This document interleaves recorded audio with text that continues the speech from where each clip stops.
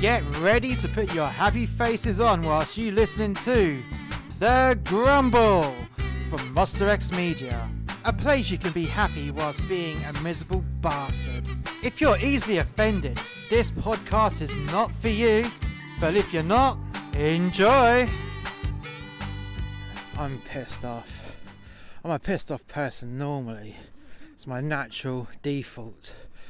It's like someone will have a look at me and my face says it all. You look miserable, they would say, and I'll be like, oh no, this is a happy face. It's my happy face. Because I'm happiest when I'm actually having a bit of a grumble. Now, one thing that really winds me up is the modern culture of people just being crybaby girls. Some absolutely soy-based douchebags. It really pisses me off. Now, you have warnings before classic movies in case people get triggered by them. Over Christmas of 2020, they showed the family-friendly musical film Grease. Now you had people complaining that it's rape culture. So then they decide they're going to petition and complain to Ofcom that movies like Grease are not allowed to be on TV anymore because these woke little snowflake pieces of shit who go crying because they don't get soy milk in their fucking lattes. They go crying about a piece of art. Oh, we don't like it, it offends us. Fuck right off. And they try and cancel films like Gone Like the Wind and try to put warnings on. And it's like, well, hold up, dickhead. You do know that this movie was made in a different time, and one of the main characters, who happens to be a slave, a black lady who played the slave obviously, won the first Oscar from any black person ever.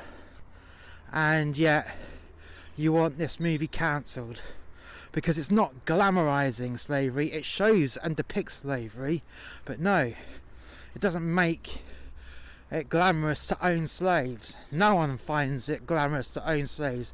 It's just what you call historical context, which these fucking little pricks don't know or understand these days.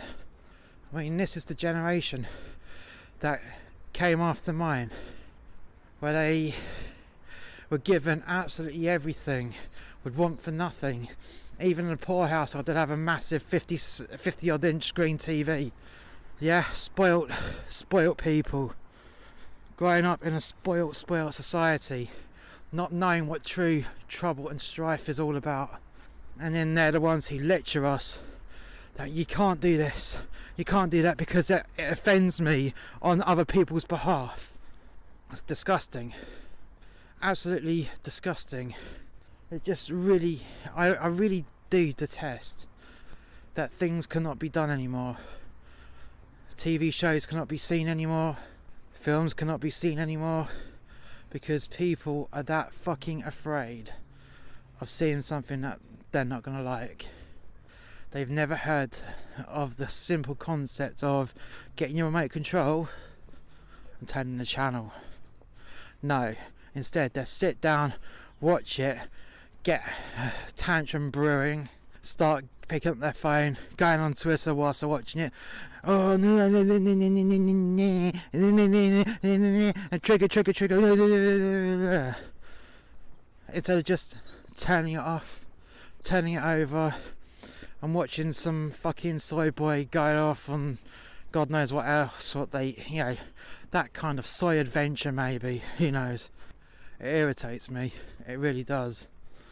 Or when these cancel culture morons who manage to infiltrate TV and films, there isn't enough diversity in this, so we're going to change a character to being black, which 9 times out of 10 is not a problem, because most times a movie is written with character names. It's not any genetic reference, but when you take a movie or a story with historical context and you replace Queen Anne Boleyn with a black lady when there was next to no one of colour in the UK at that time is a travesty.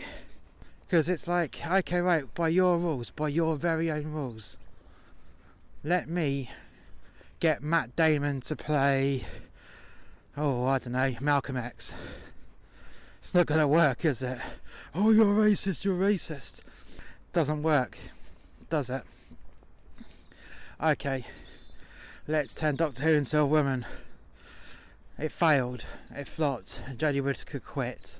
She's got one more series that she has to do under contract, and it's going to be just as shit because the writing is terrible, absolutely fucking terrible. But watch what's going to happen. You're going to have the Twitter sphere go on a meltdown. They go on a massive meltdown when the role reverts back to being a man, a white man. Guarantee you there'll be a massive meltdown about it.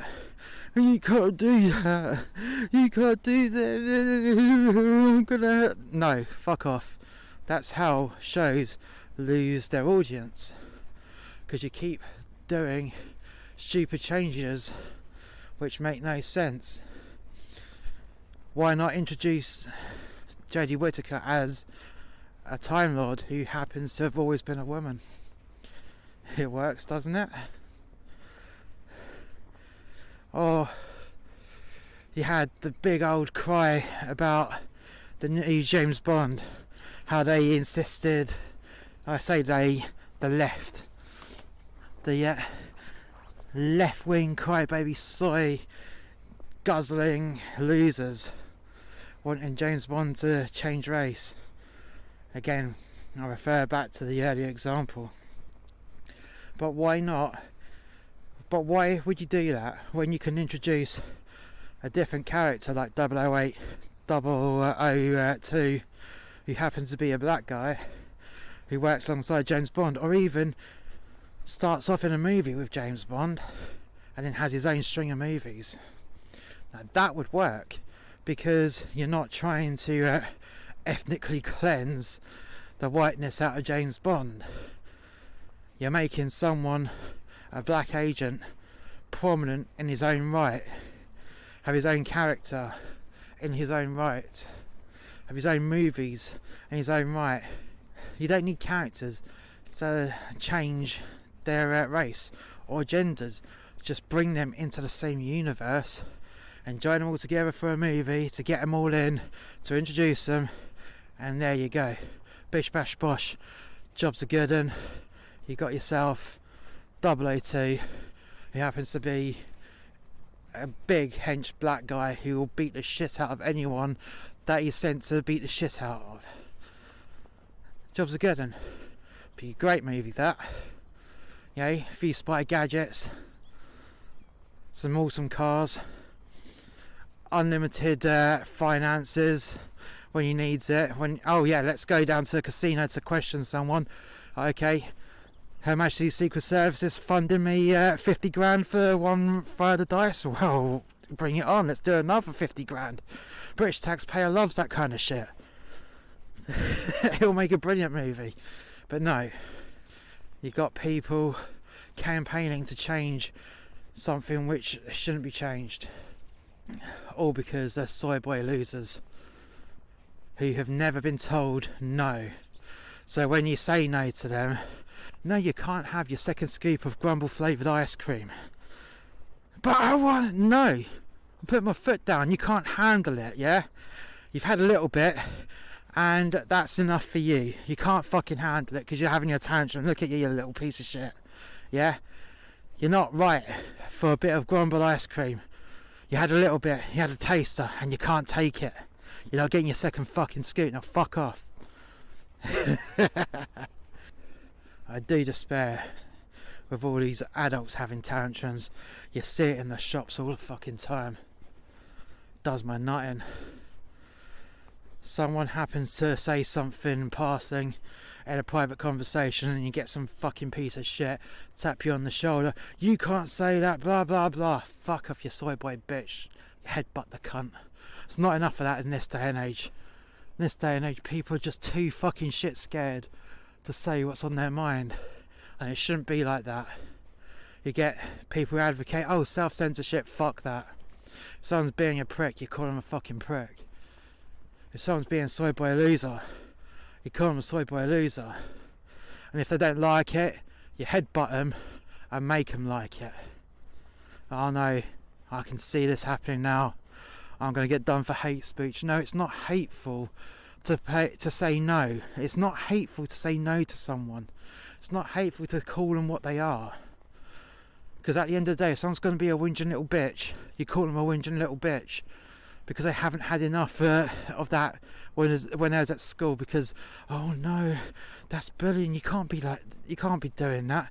You can't have any horseplay because it's bullying. You can't do this because it's bullying. You're victimising someone. Basically, schools have turned these kids into victims, into lifelong victims, and it's disgusting. There's no resilience anymore. No resilience whatsoever. Sticks and stones may break my bones, but soy boy bitches will always be soy boy fucking bitches. If you like this podcast, we have another one called A Tribute to Men That Hate Their Jobs. This is an over-dramatised story channel where the narrator gets into daily mishaps in a job that he hates. The link is in the description. In addition, we also have a YouTube channel called The X Review, where I review and react to music videos. The link is also in the description. You can also follow us on Facebook. Just search for musterxmedia. And until next time, guys, bye for now.